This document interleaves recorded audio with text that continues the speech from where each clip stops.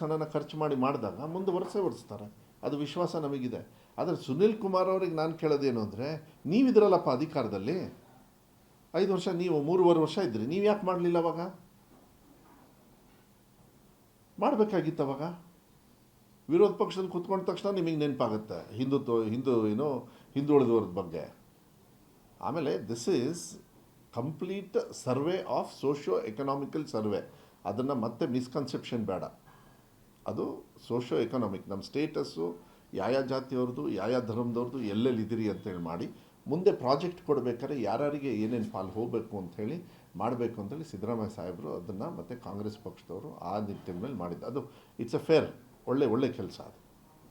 Sir, ಈಗ ಎರಡನೇದು ಮಾಡಿ ವರದಿ ಅಕ್ಸೆಪ್ಟ್ ಆಗಿದೆ, ಸೆಂಟ್ರಲ್ ನವ್ರದ್ದು ಬರ್ತಾ ಇದೆ, ಇದನ್ನ ಹೇಗೆ ಅನುಷ್ಠಾನ ಮಾಡ್ತೀರಿ ಅಂತ ಏನು ನೋಡಬೇಕು. ನನಗೆ ಅದು ಗೊತ್ತಿಲ್ಲ. ನನಗೆ ಐ ಥಿಂಕ್ ಸೆಂಟ್ರಲ್ ಅವ್ರದ್ದು ಈಗ SIR ಆದಮೇಲೆ ನನಗೆ ಗೊತ್ತಿರೋ ಪ್ರಕಾರ ಮತ್ತು ಫೆಬ್ರವರಿಲೇನೋ ಸ್ಟಾರ್ಟ್ ಮಾಡ್ತಾರಂತೆ. ಮತ್ತು ಈ ಟೀಚರ್ಸನ್ನು ತಗೊಳ್ತಾರೆ.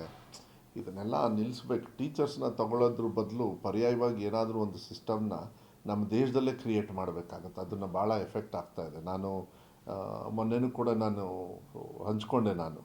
ಈ SIRಗೆಲ್ಲ ಸ್ಕೂಲ್ ಓಪನ್ ಆದಾಗಲೇ ಟೀಚರ್ಸ್ನ ತೊಗೊಂಡ್ಬಿಟ್ಟಿದ್ದಾರೆ. ಸೊ ನಮಗೇನಂದರೆ ಮುಂಚೆ ಎಲ್ಲ ಮಕ್ಕಳು ಶಾಲೆಗೆ ಬರ್ಬೇಕಾದ್ರೆ ಟೀಚರ್ಸ್ ಇದ್ದರು. ಈಗೇನಾಗಿದೆ, ಟೀಚರ್ಸ್ ಬಂದು ಮತ್ತೆ ಈ SIR ಕೆಲಸಕ್ಕೆ ಹೊರಟುಬಿಟ್ಟಿದ್ದಾರೆ. ಅದು ನಿಮಗೆ ಎಜುಕೇಷನ್ ಸಿಸ್ಟಮಲ್ಲಿ ಸ್ವಲ್ಪ ಎಫೆಕ್ಟ್ ಆಗ್ತದೆ. ಇದಕ್ಕೆ ಏನಾದರೂ ಒಂದು ರಾಜ್ಯ ಸರ್ಕಾರದವರು, ಕೇಂದ್ರ ಸರ್ಕಾರದವರು ಇಬ್ಬರು ಕೂಡ ಮಾತಾಡಿ ಪರ್ಮನೆಂಟ್ ಸೊಲ್ಯೂಷನ್ಸ್ನ ಮಾಡಬೇಕಾಗುತ್ತೆ. ಯಾಕಂದರೆ ಈ ಥರ ಸರ್ವೆಗಳು ನಡೀತಾ ಇರ್ತಾವೆ ದೇಶದೊಳಗೆ, ನಮ್ಮಂಥ ದೇಶದೊಳಗೆ. ಅದಕ್ಕೆ ಬರೀ ಮಾತೆತ್ತಿದ್ರೆ ಟೀಚರ್ಸ್ನ ಯೂಸ್ ಮಾಡೋದಿದೆಯಲ್ಲ, ಅದು ನನಗನ್ಸುತ್ತೆ ಶಿಕ್ಷಣ ಇಲಾಖೆಗೆ ಭಾಳ ಹೊಡೆತ ಬೀಳುತ್ತೆ. ಮಕ್ಕಳಿಗೆ ನಾವು ಅನ್ಯಾಯ ಮಾಡ್ದಂಗೆ ಆಗುತ್ತೆ ಅಂಥೇಳಿ ನನ್ನ ಭಾವನೆ. ನಾವು ಕೂಡ ಸರ್ವೆ ಮಾಡಬೇಕಾದ್ರೆ ಯಾವಾಗ ನಮ್ಮದು ಈ ಸೋಷಿಯೋ ಎಕನಾಮಿಕಲ್ ಸರ್ವೆ ಆಗಬೇಕಾದ್ರೆ ನಾನು ಕ್ಯಾಬಿನೆಟಲ್ಲೂ ಕೂಡ ನಾವು ವಿರೋಧ ಮಾಡಿದೆ. CM ಸಿದ್ದರಾಮಯ್ಯವರು ಕೂಡ ಇಲ್ಲ ಔಟ್ಸೋರ್ಸ್ ಮಾಡಿಬಿಟ್ಟು ಮಾಡೋಣ ಬೇರೆಯವರಿಗೆ ಅಂದರು. ಬಟ್ ಅದು ಕ್ವಾಲಿಟಿ ಮತ್ತು ಕರೆಕ್ಟಾಗಿ ಬರೋದಿಲ್ಲ ಅಂತ. ಅದಾದಮೇಲೆ ಏನು ಮಾಡಿದರು, ದಸರಾ ಹಾಲಿಡೇಸಲ್ಲಿ ಮಾಡಿದರು. ಅವರಿಗೆ ದುಡ್ಡು ಕೂಡ ಕೊಟ್ಟರು. ಯಾರಿಗೆ ಟೀಚರ್ಸಿಗೆ ಎಕ್ಸ್ಟ್ರಾ ದುಡ್ಡು ಕೊಟ್ಟು, ನಿಮಗೆಲ್ಲ ಗೊತ್ತಿದೆ. ಆವಾಗ ಇದು ಮಾಡಿ ಇನ್ಫ್ಯಾಕ್ಟ್ ರಜಾನೂ ಎಕ್ಸ್ಟೆಂಡ್ ಮಾಡಿದರು. ಪ್ಲಸ್ ನಾವು ಕೂಡ ಕ್ಲಾಸಸ್ನ ಕರೆಕ್ಟಾಗಿ ಪ್ಲ್ಯಾನ್ ಮಾಡಿದ್ವಿ. ಏಕೆಂದರೆ 200 ಅದು ಟೋಟ್ಲಿ ಇರುತ್ತೆ, 200 ಚಿಲ್ಡ್ರೆ. ಇದು ಮಿನಿಮಮ್ ನಮಗೆ 218 ಡೇಸ್ ಏನೋ ಬೇಕಾಗುತ್ತೆ. ನಂಗೆ ಗೊತ್ತಿಲ್ಲ, ಎಕ್ಸಾಕ್ಟ್ ಮರ್ತೋಗಿದೆ ಅದು ನಂಬರು. ಇನ್ನೂ ಸ್ಪೇಸ್ ಇತ್ತು. ಅದಕ್ಕೋಸ್ಕರ ನಿಮ್ಮ ಮಾಧ್ಯಮದಲ್ಲೆಲ್ಲ ನಾನು ಬಂದು ನಿಮಗೂ ಅವಾಗ ಹಂಚ್ಕೊಂಡೆ. ಇಲ್ಲ ನಾವು ಕರೆಕ್ಟಾಗಿ ಮುಗಿಸ್ತೀವಿ, ಏನು ತೊಂದರೆ ಇಲ್ಲ, ಮಕ್ಕಳಿಗೆ ಒಳ್ಳೆ ರಿಸಲ್ಟ್ ಕೊಡ್ತೀವಿ, ಡೋಂಟ್ ವರಿ ಅಂತೇಳಿ ಒಳ್ಳೆ ರಿಸಲ್ಟ್ ಕೂಡ ಬಂದಿದೆ. ಹೌದು, ನಾನು ಐ ಅಗ್ರಿ. ಆ ಕಡೆ ಎಲೆಕ್ಷನ್ ಕಮಿಷನ್ ನೀವು ಕಡ್ಡಾಯವಾಗಿ SIRಗೆ ಮಾಡಲೇಬೇಕು ಅಂತೇಳಿ ಅವರು ಆರ್ಡರ್ ಮಾಡ್ತಾರೆ. ಈ ಕಡೆ ಶಿಕ್ಷಣ ಇಲಾಖೆ ನೀವು ಸ್ಕೂಲ್ಗೆ ಹಾಜರಾಗಲೇಬೇಕು. ಹೌದು, ಜೂನ್ ತಿಂಗಳಲ್ಲೇ ಮುಗಿಸ್ಬಿಟ್ಟಿದ್ದರೆ ಸರಿಯಾಗೋದು. ಜುಲೈ ಪಾಠ ಸ್ಟಾರ್ಟ್ ಆಗುತ್ತೆ. ಜುಲೈ 1 ಆ್ಯಕ್ಚುಲ್ ಪಾಠ ಸ್ಟಾರ್ಟ್ ಆಗೋದು. ಆ ಟೈಮಿಗೆ ತಗೊಂಡ್ಬಿಟ್ಟಿದ್ದಾರೆ. ಈಗ BJP ಅವ್ರು ಏನು ಹೇಳ್ತಾರಂತೆ, ನಮ್ಮದು ಸರ್ವೆ ಮಾಡಬೇಕಾದ್ರೆ ಅವರು ವಿರೋಧ ಮಾಡಿದರು. ನಿಮಗೆಲ್ಲ ಗೊತ್ತಿದೆಯಲ್ಲ, ಟೀಚರ್ಸ್ನೆಲ್ಲ ತೊಗೊಳ್ತೀರಿ, ಯಾಕೆ ತೊಗೊಳ್ತೀರಿ?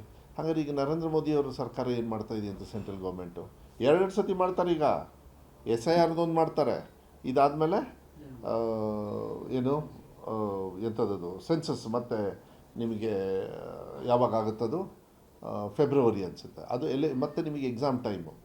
I think something wrong, something has to be done. ಇಲ್ಲಾಂದರೆ ಭಾಳ ತಪ್ಪಾಗುತ್ತೆ. ಯಾವ್ದಾದ್ರು ಒಂದು ಏಜೆನ್ಸಿ ಥರ ನೀವು ಪ್ರಿಪೇರ್ ಮಾಡೋದು ಒಳ್ಳೆಯದು. ಶಿಕ್ಷಕರನ್ನು ತಗೊಳ್ಳೋದು ನಾನು ನಿಜವಾಗ್ಲೂ ವೈಯಕ್ತಿಕವಾಗಿ ವಿರೋಧ ಮಾಡ್ತೀನಿ. ಶಿಕ್ಷಣ ಒಬ್ಬ ಸಚಿವನಾಗಿದ್ದು ನನಗನ್ಸುತ್ತೆ ನನಗದು ಇಲ್ಲ ಮಾಡಬಾರ್ದು. ಎಷ್ಟಂತ ಮಾಡ್ತಾರೆ? ಅವರಿಗೆ ಸಾಕಷ್ಟು ಕೆಲಸ ಅಲ್ಲಿ ಮಕ್ಕಳಿಗೆ ನೋಡ್ಕೊಳ್ಳೋದೇ ಇರುತ್ತೆ, ಬೆಳೀತಕ್ಕಂಥ ಮಕ್ಕಳಿಗೆ. ನಾನಿದು ವಿರೋಧ ಮಾಡ್ತೀನಿ. ರಾಜ್ಯ ಸರ್ಕಾರ ಮತ್ತು ಕೇಂದ್ರ ಸರ್ಕಾರದವರು ಏನಾದ್ರು ಒಂದು ಬೇರೆ ಮೆಕ್ಯಾನಿಸಮ್ನ ಇಟ್ಕೊಳ್ಬೇಕಾಗತ್ತೆ. ಲೋಕಲಲ್ಲೇ ಅವ್ರು ರೆಡಿ ಮಾಡ್ಕೊಳ್ಬೇಕಾಗತ್ತೆ. ಟೀಚರ್ಸ್ ಅವೈಲಬಿಲಿಟಿ ಇದ್ದಾರೆ ಅಂಥೇಳಿ ಈಸಿ ಆಗುತ್ತೆ ಅಂದ್ಬಿಟ್ಟು ತೊಗೊಂಡು ಹೋಗ್ಬಿಟ್ರೆ ಮಕ್ಕಳ ಭವಿಷ್ಯ ಹೇಗೆ? ಈಗ ನೋಡಿ, ನಮ್ಮದು ಸರ್ವೆ ಆಯಿತು. ನಮ್ಮದು ಸರ್ವೆ ಆಗ್ತಿದ್ದಂಗೆ ಈಗ ಇವ್ರ ಸರ್ವೆ ಸ್ಟಾರ್ಟ್ ಆಯಿತು. ಮತ್ತು ಜಾನ್ವರಿಗೆ ಇನ್ನೊಂದು ಇವ್ರದ್ದು ಸರ್ವೆ. ಮತ್ತು ಹೀಗೆ ಮಾಡ್ಕೊಂಡು ಕೂತ್ಕೊಂಡ್ರೆ ಏನಾಗ್ತದೆ ಕತೆ? ಭವಿಷ್ಯ. I think we should stop that. ನಾನು ಶಿಕ್ಷಣ ಸಚಿವನಿದ್ದಾಗ ನಾನು ಹೇಳಿದೆ ಸಾಹೇಬರಿಗೆ, ಸಿದ್ದರಾಮಯ್ಯ ಸಾಹೇಬ್ರಿಗೂ ಅಷ್ಟೇ. ಬಟ್ ಸಿದ್ದರಾಮಯ್ಯ ಸಾಹೇಬ್ರು ಹೇಳಿದರು, ಇಲ್ಲ ಬೇರೆಯವರಿಗೆ ಔಟ್ಸೋರ್ಸ್ ಮಾಡಿ ಅವರಿಗೆಲ್ಲ ದುಡ್ಡು ಕೊಟ್ಬಿಟ್ಟು ನೀವು ಮಾಡಿಸ್ಕೊಳ್ಳಿ ಅಂತ ಪಾಪ ಕ್ಯಾಬಿನೆಟಲ್ಲಿ ಹೇಳಿಬಿಟ್ರು. ಆಮೇಲೆ ಏನಾಯಿತು, ಸರ್ವೆ ಮಾಡಬೇಕಾದ್ರೆ ಇಲ್ಲ ಸರ್, ಅದು ಟೀಚರ್ಸೇ ಎಕ್ಸ್ಪೀರಿಯನ್ಸ್, ಯಾರೂ ಮಾಡೋದಕ್ಕಾಗೋದಿಲ್ಲ, ಟೀಚರ್ಸ್ ಬೇಕಾಗುತ್ತೆ ಅಂಥೇಳಿ. ಆಮೇಲೆ ಕೂತ್ಕೊಂಡು ನಾನು ಲೆಟ್ರ್ ಬೇರೆ ಬರೆದುಬಿಟ್ಟಿದ್ದೆ ಆಮೇಲೆ ಇದಕ್ಕೂ ಅಷ್ಟೇ ನಾನು ಯಾವುದೋ ಸೆಂಟ್ರಲ್ ಸರ್ವೇಸಿಗೆ ಇದಕ್ಕೆಲ್ಲ ನೀವು ತಗೊಳ್ಬೇಡಿ ಅಂಥೇಳಿ GBA ನಿಮಗೆ GBA ಸರ್ವೆ ಏನು ಬರೀ ಸರ್ವೆ ಮಾತೆತ್ತಿರಿ ಟೀಚರ್ಸ್ ಎಲ್ಲ ಬರೀ ಇದಕ್ಕೆ ಹೋಗ್ಬಿಟ್ರೆ ಇದರಂಥ ದುರಂತ ಇನ್ಯಾವುದೂ ಅಲ್ಲ. ಆದರೂ ಕೂಡ ಹೆಂಗೋ ಮ್ಯಾನೇಜ್ ಮಾಡಿ ಒಂದು ಹಂತಕ್ಕೆ ತಂದು ನಿಲ್ಲಿಸಿದ್ದೀವಿ. ಇವಾಗ ಸರ್ಕಾರಿ ಶಾಲೆಗಳು ಮತ್ತು ಬೇರೆ ಬೇರೆದೆಲ್ಲ ಹೆಚ್ಚು ಕಮ್ಮಿ ಆಗ್ಬಿಡ್ತವೆ. ಅದಾಗಬಾರ್ದು. You shouldn't put that kind of a responsibility. ಮನೆಗೆ ಹೋಗಿ ಮಾಡಿದ್ರೆ ಏನಾದ್ರು ಒಂದು ಹುಡುಕ್ಬೇಕು. ಅದು ನನಗೆ ಗೊತ್ತಾಗಲ್ಲ. ನನಗೆ ಯಾವ್ದಾದ್ರು ಒಂದು ಇರ್ತದೆ ಬೇರೆ ಗೌರ್ಮೆಂಟ್ ಸಿಸ್ಟಮ್ಸ್ನೆಲ್ಲ ಇಟ್ಕೊಂಡು. ಎಲ್ಲಿ ಓದ್ಸತಿ ನೋಡಿದ್ರಲ್ಲ 60-70% of all government workers they are not in the office, including our officers. Sir ಈಗ ಅಯೋಧ್ಯೆ ರಾಮ ಮಂದಿರ ಹಣ ಲೂಟಿದ್ರು ಹಾಂ, ಇಲ್ಲ ಒಂದ್ ಕಡೆ ಡೈವರ್ಟ್ ಮಾಡೋದಕ್ಕೆ ಮಧ್ಯಪ್ರದೇಶದಲ್ಲಿ ವಕ್ಫ್ ಬೋರ್ಡ್ಗೆ ಹಿಂದೂಗಳನ್ನ ನೇಮಕ ಮಾಡುವಂತ ಪ್ರಯತ್ನ ಆಗಿದೆ ಅಂತ ಶುರುವಾಗಿದೆ ಸರ್. ನೋಡ್ರಿ. ನೇಮಕ ಮಾಡ್ಬಿಟ್ಟಿದ್ದಾರೆ ಸದಸ್ಯರನ್ನ. ನೋಡ್ರಿ, ದೇವ್ರ ಹೆಸರಲ್ಲಿ ಮತ ಕೇಳೋದು, ದೇವ್ರ ಹೆಸರಲ್ಲಿ ಗಲಭೆ ಮಾಡೋದು, ದೇವ್ರ ಹೆಸರಲ್ಲಿ ಪ್ರಜಾಪ್ರಭುತ್ವನ ಕಗ್ಗೊಲೆ ಮಾಡೋದು BJPಯವರು ನಿಸ್ಸೀಮರು, ಕೊಳ್ಳೆ ಹೊಡೆಯೋರು ನಿಸ್ಸೀಮರೇ. ಈಗ ಇದನ್ನು ಭಾಳ ಹಾಗಾದರೆ ರಾಮ ಮಂದಿರ ಕಟ್ಟಬೇಕಾದ್ರೆ ಎಷ್ಟು ಹಣ ಬಂದಿದೆ ಅದ್ರ ಲೆಕ್ಕ ಕೊಟ್ಟಿಲ್ಲ.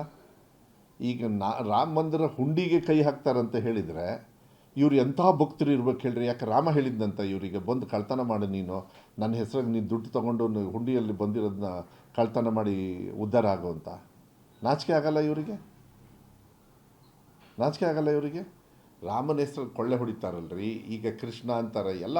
ನಾನು ಹೇಳ್ತೀನಲ್ಲ, ಒಟ್ಟು ಹಿಂದುತ್ವ ಅನ್ನೋದು ಒಟ್ಟು ಸಮಾಜದೊಳಗೆ ಆ ಭೇದ ಭಾವ ಮಾಡಿ ಡಿಫ್ರೆನ್ಸ್ ಮಾಡಿ ಮತ ಕೇಳಿದ್ರು. ಒಟ್ಟು ಅಧಿಕಾರಕ್ಕೆ ಏನು ಬೇಕಾದ್ರೆ ಮಾಡ್ತಾರೆ, ದುಡ್ಡಿಗೆ ಏನು ಬೇಕಾದ್ರೆ ಮಾಡ್ತಾರೆ. ಸರ್, ಈ ಲಿಂಗಾಲೇಶ್ವರ ಶ್ರೀಗಳು ಎಲ್ಲ ಪ್ರಮುಖ ದೇವಸ್ಥಾನಗಳಲ್ಲಿ ಒಂದು ಸಮುದಾಯದವರೇ ಅರ್ಚಕರಾಗಿರ್ತಾರೆ, ಬೇರೆ ಸಮುದಾಯಗಳಲ್ಲಿ ಯಾರೂ ಇಲ್ವಾ? ಯಾಕೆ ಈ ಒಂದು ತಾರತಮ್ಯ ಅಂತೇಳಿ ನೋಡ್ಬೇಕು. ಅದನ್ನ ಚರ್ಚೆ ಮಾಡಬೇಕು. ನಂಗೆ ಗೊತ್ತಿಲ್ಲ. ನನಗನ್ಸುತ್ತೆ ಈ ಒಂದು ಸಮಾನತೆಯನ್ನು ತರ್ತಕ್ಕಂಥದ್ದು ಮತ್ತು ಅಲ್ಲಿ ಸಂಪ್ರದಾಯ ಇರ್ತದೆ ಆ ದೇವಸ್ಥಾನಗಳಲ್ಲಿ. ಆ ಸಂಪ್ರದಾಯದ ಮೇಲೆ ಅವರು ಮಾಡಿರ್ತಾರೆ. ಕೆಲವು ಸತಿ ಬದಲಾವಣೆ ತರಬೇಕಾದ್ರೆ ರೆವಲ್ಯೂಷನರಿ. ನಾನು ಜನಾರ್ದನ್ ಪೂಜಾರಿ ಅವ್ರನ್ನ ನೆನ್ಪು ಮಾಡ್ಕೊಳ್ತೀನಿ. ಯಾರು ಗಂಡಂದ್ರು ಇರಲ್ಲ ಅವ್ರು ಪೂಜೆ ಮಾಡಬಾರ್ದು ಅಂತ ಹೇಳಿತ್ತು. ಅವರೊಂದು ರೆವಲ್ಯೂಷನ್ ತಂದರು. ದೇವರು ಎಲ್ಲರಿಗೂ ಕೂಡ ಒಲಿತಾನೆ, ಯಾಕೆ ಇದನ್ನು ಮಾಡ್ತೀರಾ ಭೇದ ಭಾವ? ಅವರಾಗಲೇ ಕಷ್ಟದಲ್ಲಿರ್ತಾರೆ, ಯಾಕೆ ಮಾಡಬಾರ್ದು ಅಂಥೇಳಿ ಮಂಗಳೂರಲ್ಲಿ ಅಲ್ಲಿ ಅವರೆಲ್ಲರೂ ಕೂಡ ಹೆಣ್ಣುಮಕ್ಕಳು ಕೂಡ ಇವತ್ತು ಪೂಜೆ ಮಾಡ್ತಕ್ಕಂಥದ್ದು. ಸೊ ಬೇರೆಯವ್ರಿಗೆ ನೋವಾಗಬಾರ್ದು. ಬೇರೆ ಧರ್ಮದವ್ರಿಗೂ ಅಷ್ಟೇ, ಜಾತಿಯವರಿಗೆ. ಯಾಕೆಂದರೆ ಒಂದೊಂದು ಜಾತಿಗೆ ಒಂದೊಂದು ದೇವ್ರು ಇಟ್ಕೊಂಡಿರ್ತೀವಿ ನಾವು. ದೇವ್ರು ಹೇಳಿರಲ್ಲ ನಿಮಗೆ, ನಾವು ಅದನ್ನ ಪಡ್ಕೊಬಿಡ್ತೀವಿ. ಈಗ ಬಸವಣ್ಣವರು ಒಂದು ಜಾತಿಯಲ್ಲಿದ್ದರು, ಶಿವದೀಕ್ಷೆಯನ್ನು ತಗೊಂಡು ಅವರೇ ಒಂದು ಸಮೂಹವನ್ನು ಕಟ್ಟಿದರು. ಬುದ್ಧ ಅವರೆಲ್ಲ ಹೇಗೆ ಬಂದರು? ಇದನ್ನೆಲ್ಲ ಅದಕ್ಕೆ ನಾವೆಲ್ಲ ಏನಾಗ್ತದೆ ರಾಜಕಾರಣದೊಳಗೆ ನಾವು ರಾಜಕಾರಣ ಮಾಡೋದೊಂದು ಮಾಡಬೇಕು. ಈ ಜಾತಿ ಧರ್ಮ ಇದಕ್ಕೆಲ್ಲ ಬಿಡಬೇಕು. ಯಾರಾದರೂ ಏನಾದ್ರು ಒಂದು ಕೇಳಿದಾಗ ಅದು ಸಮಾನತೆಗೆ ಬರ್ತದ ಅಂತೇಳಿ ಯೋಚನೆ ಮಾಡಬೇಕಾಗ್ತದೆ. ಇದೆಲ್ಲ ಭಾಳ ಸೆನ್ಸಿಟಿವ್. ಈ ಧರ್ಮ ಜಾತಿ ಇದೆಲ್ಲ ಮಾತಾಡಬೇಕಾದ್ರೆ ಕೆಟ್ಟವರಾಗ್ಬಿಡ್ತೀವಿ ನಾವು ಬೇಗ. ಅದಕ್ಕೆ ಕೆಲವು ಸತಿ ತೀಕ್ಷ್ಣವಾಗಿ ನಾವು ಉತ್ತರ ಕೊಡೋದು ಅಷ್ಟೇ. ನಾನು ಅದಕ್ಕೆ ವೋಟ್ರಸೇ ನಮಗೆ ದೇವರು, ಶಿಕ್ಷಣ ಇಲಾಖೆಯಲ್ಲಿ ಮಕ್ಕಳೇ ದೇವರು ಅಂಥೇಳಿ ನಾನು ಹೋಗಿದ್ದು. ನಾನು ಜಾತಿ ಧರ್ಮ ನೋಡೋಕ್ಕೆ ಹೋಗಲಿಲ್ಲ. ನಾನು ಯೂಶಲಿ ನಮ್ಮ ತಂದೆಯವರೆಲ್ಲ ಆ ಥರ ಬೆಳೆಸಿದ್ದಾರೆ ನಮ್ಮನ್ನು.